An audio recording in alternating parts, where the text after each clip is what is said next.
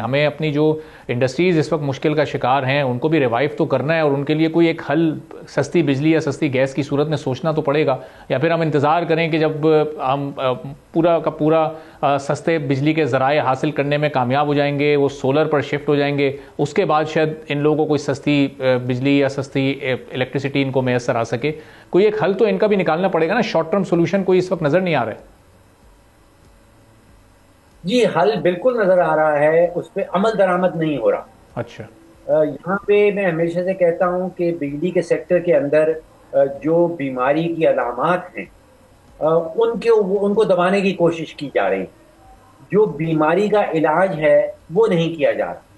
دیکھیے بیماری کا علاج جو ہے وہ آئی پی پیز کے ساتھ مذاکرات میں نہیں ہے۔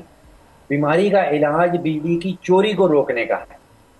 اب اگر پشاور الیکٹرک سپلائی میں کوئی 45% بجلی چوری ہو رہی ہے، سکھر الیکٹرک میں کوئی 35 سے 36% بجلی چوری ہو رہی ہے، تو جب تک یہ چوری کا معاملہ جو ہے اس کو حل نہیں کیا جائے گا، آئی پی پی سے نیگوشیشن کرنا، اس کے نتیجے میں شاید روپیہ یا 2 روپے کا ٹیرف جو ہے پر یونٹ پہ کم ہو جائے، لیکن وہ بیماری کا علاج قطعاً نہیں۔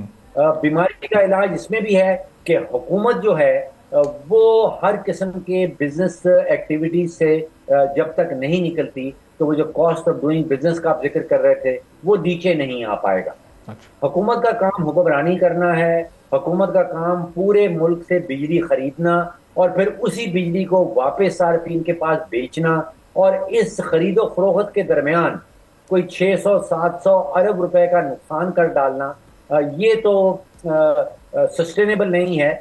یہ جب تک حکومت ہر بزنس کے شعبے سے باہر نہیں نکل آتی اور اپنا کام صرف حکمرانی تک ریسٹرکٹ نہیں کرتی، اس وقت تک یہ کاسٹ آف ڈوئنگ بزنس نیچے آنے والی نہیں۔ سبسکرائب کریں اور بیل دبائیں تاکہ کوئی خبر رہ نہ جائے۔